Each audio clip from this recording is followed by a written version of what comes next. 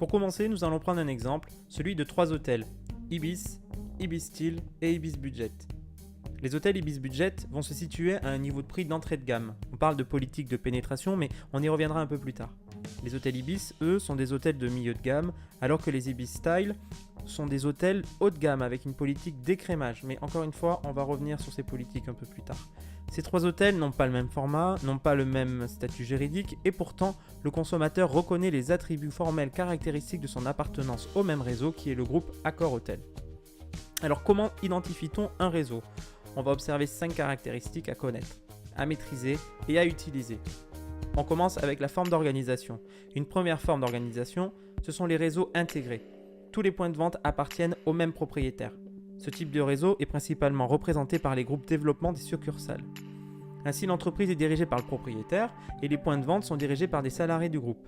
Parmi les enseignes qui ont opté pour ce mode de développement, on dénombre notamment le groupe Carrefour, Auchan, Decathlon et LCL. On poursuit avec le groupement d'achat. Qu'est-ce que c'est ? C'est quand plusieurs entreprises décident de s'associer pour grouper leurs achats et augmenter leur capacité de production. Ainsi, elles vont pouvoir augmenter leur capacité de négociation avec les fournisseurs et baisser leurs prix. On va prendre par exemple Scazo, qui est le groupement d'achat des indépendants qui exploite l'enseigne Leclerc.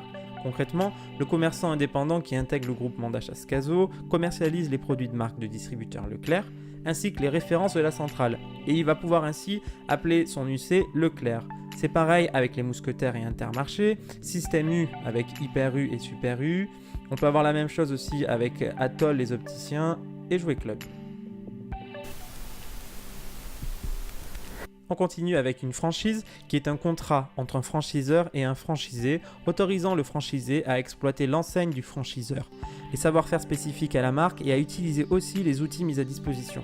Un exemple que tout le monde connaît concernant les franchises, c'est bien sûr McDonald's ou le groupe Casino qui utilise l'enseigne Spar comme franchise. Une concession, qu'est-ce que c'est ? C'est un contrat de distribution qui délimite l'exploitation exclusive d'un produit sur un territoire défini. C'est une forme d'organisation qui est très répandue dans le monde de l'automobile, comme par exemple avec le groupe Volkswagen, Nissan ou Renault.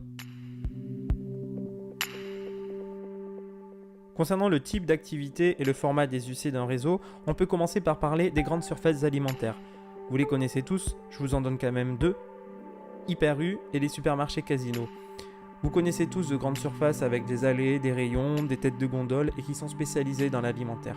Il y a aussi les multispécialistes, comme les Galeries Lafayette, avec de grandes surfaces mais qui ne sont pas focalisées sur une seule gamme de produits. Aux galeries, on peut retrouver par exemple du textile, de la beauté, de la déco, de la maroquinerie. Autre exemple, les grandes surfaces spécialisées comme Leroy Merlin ou Ikea.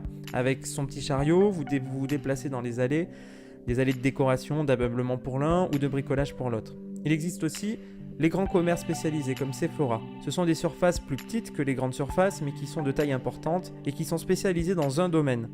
Généralement, il n'y a pas de chariot, vous vous déplacez si vous le souhaitez avec un petit panier. Sephora par exemple est spécialisé dans la parfumerie, beauté et soins de la personne. On continue avec le e-commerce. Vous connaissez tous les ventes en ligne, les magasins sur internet. Eh bien oui, le e-commerce c'est ça, c'est ce qui désigne une vente qui a lieu en ligne. Il y a 2 acteurs à connaître. C'est Discount, dont le siège est juste à côté à Bordeaux, à côté du pont Chaban, et Amazon. Je vous propose d'ailleurs de regarder un petit reportage sur l'organisation logistique d'Amazon, c'est assez impressionnant. Vous pouvez voir cette vidéo dans la playlist du cours ou en cliquant en haut à droite.